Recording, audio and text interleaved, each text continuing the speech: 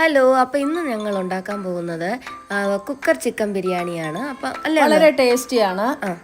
നമ്മൾ ആദ്യം കഴുകിയെടുത്ത ചിക്കൻ കഴുകി വൃത്തിയാക്കി ഒരു പാത്രത്തിലെടുത്തു.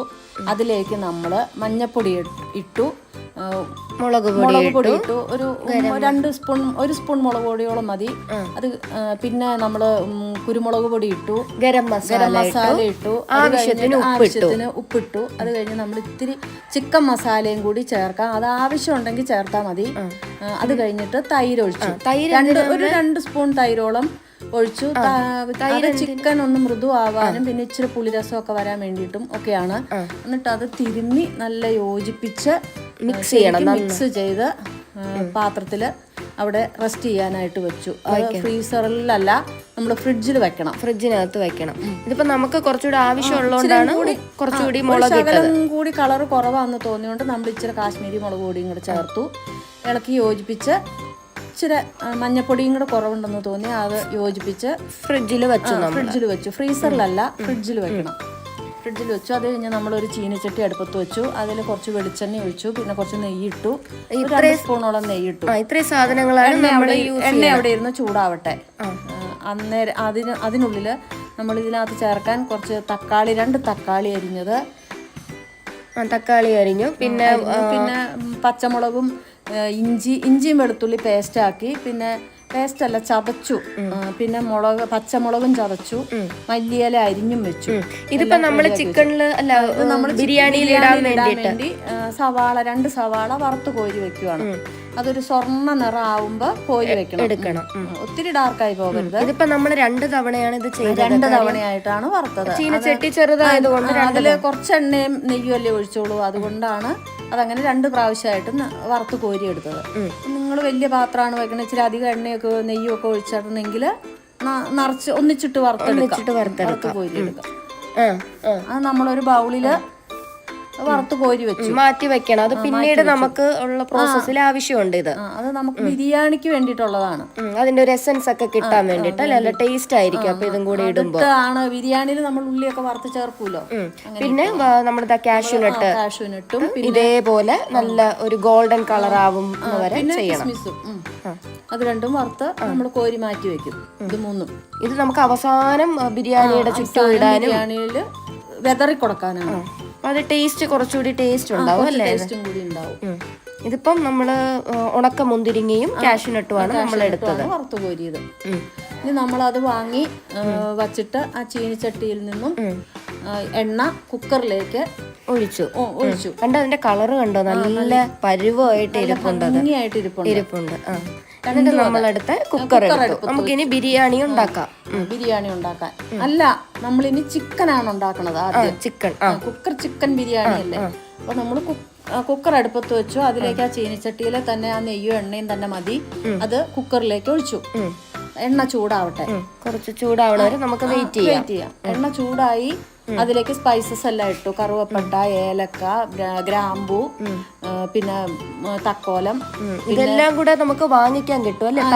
മസാലക്കൂട്ട് നമുക്ക് വാങ്ങാൻ കിട്ടും. പിന്നെ അതിലേക്ക് വെയിലി ലീവ്സ്, അങ്ങനെയെല്ലാം ആ ലീവ്സ് ഒക്കെ ഇട്ടു.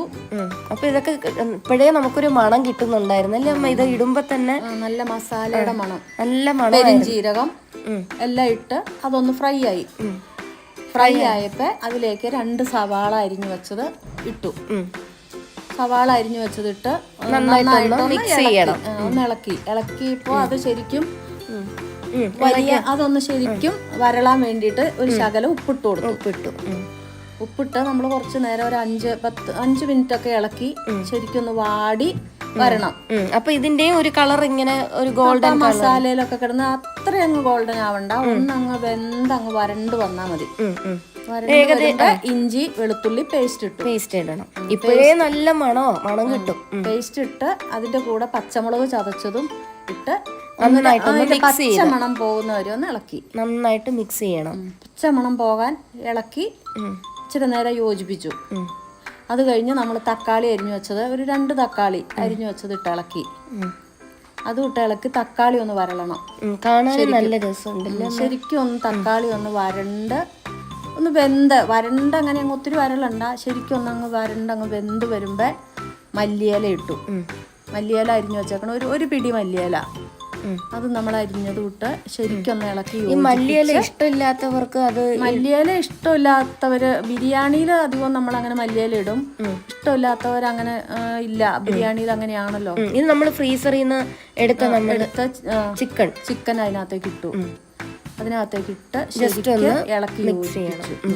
കുറച്ചു നേരം ഒരു 5-10 മിനിറ്റ് അങ്ങനെ ഇളക്കണം. ഫുള്ള് അങ്ങ് മിക്സ് ആവണം. നമ്മൾ നേരത്തെ യോജിപ്പിക്കണം. കുക്കറിൽ തന്നെ ഇളക്കി യോജിപ്പിച്ചാൽ മതി.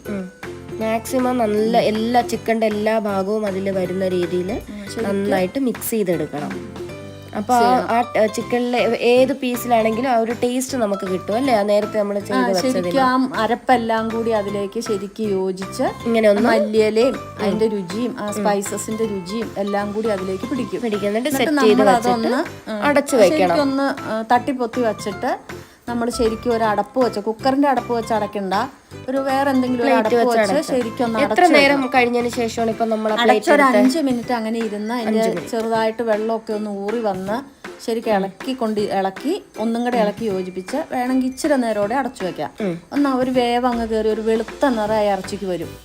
ചിക്കന് ആ പീസിൽ ഒരു വെളുത്ത നിറം വരും. ആ വെളുത്ത നിറം വരുമ്പോ അതിനുശേഷം ഒരു വറുത്ത് വെച്ചേക്കുന്ന സവാള ഒരു പിടുത്തം അതിലേക്കിട്ട്, മല്ലിയിലയും അതിലേക്കിട്ട് ഇളക്കണം. പിന്നെ ഒരിച്ചിരി തൈരും കൂടി ഒഴിക്കണം. കുറച്ച് തൈരും കൂടി ഒരു 2 സ്പൂൺ തൈരും കൂടി ഒഴിച്ച് ശരിക്കും വീണ്ടും ഒന്ന് മിക്സ് ചെയ്ത് ഇളക്കി യോജിപ്പിക്കണം. ഇളക്കി ശരിക്കും മിക്സ് ആക്കി ഇച്ചിരി നേരം ഇളക്കിക്കൊണ്ടിരിക്കണം. അതും എല്ലായിടവും മിക്സ് ആവുന്ന വരെ, എല്ലായിടവും യോജിക്കുന്ന വരെ. ഒരു ശകലം ഉപ്പൊക്കെ നോക്കിയിട്ട് ഇപ്പൊ നമുക്ക് പാകത്തിന് ഉപ്പൊക്കെ ചേർക്കാം. അതിന് ഉപ്പൊക്കെ നോക്കി ഉപ്പൊക്കെ ചേർക്കണം. വേണമെങ്കിൽ ഒരു ശകലം ഉപ്പും കൂടി ചേർത്ത് മിക്സ് ആക്കി വെക്കണം. അതിനുശേഷം നമ്മള് ഇതില് ഇച്ചിരി നാരങ്ങ നീരും കൂടി പിഴിഞ്ഞൊഴിക്കണം. അതിന്റെ ടേസ്റ്റ് കിട്ടാൻ ഒരു പകുതി നാരങ്ങ നീരും കൂടി, പകുതി നാരങ്ങയുടെ നീരും കൂടി പിഴിഞ്ഞൊഴിച്ച് ഇളക്കി യോജിപ്പിച്ച് ശരിക്കും ഇളക്കണം. ഇളക്കി അതിനകത്ത് ആ ഗ്രേവിയൊക്കെ ഒന്ന് അങ്ങ് ശരിക്കായി തിളച്ചു വരും. അങ്ങനെ തിളച്ച വേവിനോടായി കഴിയുമ്പോൾ അതിലെ കൂട്ടത്തിൽ നമ്മൾ ഇനി ഇടാൻ പോകുന്നത് നമ്മൾ ബിരിയാണിക്ക് റൈസ് വറക്കോ അതൊന്നും വേണ്ട, കഴുകി വൃത്തിയാക്കി വെള്ളം വാലാൻ വച്ചേക്കുന്ന അരി. നിങ്ങൾക്ക് ഏതരിയാണ് ബിരിയാണി റൈസ് ഏതാ വേണ്ടതെന്ന് വെച്ചാൽ അത് അതിന്റെ മുകളിലേക്ക് നമ്മളിപ്പോ എടുത്തിരിക്കുന്ന ഏതരിയാണ്? കൈമ എന്ന് പറയുന്ന അരിയാണ്. അതാണ് കുറച്ചുകൂടി ടേസ്റ്റ് എന്ന് തോന്നുന്നത്. അതങ്ങനെ മുകളിലേക്ക് വെച്ച് വിരിച്ചു വെക്കണം. വിരിച്ച് അതിന്റെ മുകളിൽ ഉപ്പിട്ട് തിളപ്പിച്ച്, നമ്മൾ 1 ഗ്ലാസ് അരിയാണെങ്കിൽ 1 ഗ്ലാസ് വെള്ളം, ആ കണക്കിൽ എത്രയാന്ന് വെച്ചാൽ ഞാനിപ്പോൾ 1.25 ഗ്ലാസ് അരിയെ എടുത്ത് അതിന് 1.25 ഗ്ലാസ് വെള്ളവും ചേർത്ത് വെള്ളം ഒഴിച്ച് ഉപ്പ് ഉള്ള വെള്ളം ഒഴിച്ച് കുക്കർ അടച്ച് ഒരു വിസിൽ വരാൻ. ഇതിപ്പോ നമ്മൾ ഒരു വിസിൽ കേട്ടതിന് ശേഷം 20 മിനിറ്റ് ഇരുന്ന് കഴിഞ്ഞ് തുറന്നതാണ്. ഒരു 20 മിനിറ്റ് അവിടെ ഇരിക്കണം. ഇപ്പൊ തന്നെ നല്ല മണമായിരുന്നു, നിങ്ങൾക്ക് ഇത് കാണുമ്പോ തന്നെ അറിയാൻ പറ്റും. കുക്കർ തുറന്നതാണ്. അതിലേക്ക് കുറച്ച് വറുത്ത സവാളയും ബാക്കി നമ്മൾ വച്ചേക്കുന്ന അണ്ടിപ്പരിപ്പും മുന്തിരിയും എല്ലാം വറുത്ത് വെച്ചേക്കുന്നത് തൂളി. അപ്പൊ കാണാൻ തന്നെ നല്ല രസമായിട്ടുണ്ട്. ഇത് കുറച്ചുകൂടി ഡെക്കറേഷന് വേണ്ടിയിട്ടാണ് നമ്മളത് ചെയ്തത്. എന്നാലും ഇതിന്റെ ഒരു ടേസ്റ്റും കൂടി നമുക്ക് ആ റൈസ് എല്ലാം ഒന്ന് ഇളക്കി, നമ്മുടെ ചിക്കൻ ഇളക്കണ്ട, റൈസ് മാത്രം ഇളക്കി കൂട്ടി ഒന്നും കൂടി ശരിക്കും ഇളക്കി യോജിപ്പിച്ച് പുറമെ ഇങ്ങനെ ശരിക്കും തട്ടി പൊത്തി വെച്ച് മിക്സ് ചെയ്യണം. അത് ചിക്കന്റെ ലെയർ മാത്രം തൊടാൻ പാടില്ല. ബാക്കി ശരിക്കും തട്ടി പൊത്തി ഇങ്ങനെ വെക്കണം. വെച്ച് കുക്കർ അടയ്ക്കണം. കുറച്ചു നേരം കൂടി കുക്കർ അടച്ച് അതിൽ തന്നെ അങ്ങനെ പാകത്തിനിരിക്കണം. ഈ ബിരിയാണി ഒറ്റയ്ക്ക് താമസിക്കുന്ന കുട്ടികൾക്കോ വിദേശത്തുള്ള പിള്ളേർക്കൊക്കെ എളുപ്പത്തിൽ തയ്യാറാക്കാവുന്ന, ആരുടെയും ഒത്തിരി സഹായമൊന്നും വേണ്ട, വേഗം തന്നെ തയ്യാറാക്കാവുന്ന രുചികരമായ ഒരു ബിരിയാണിയാണ്.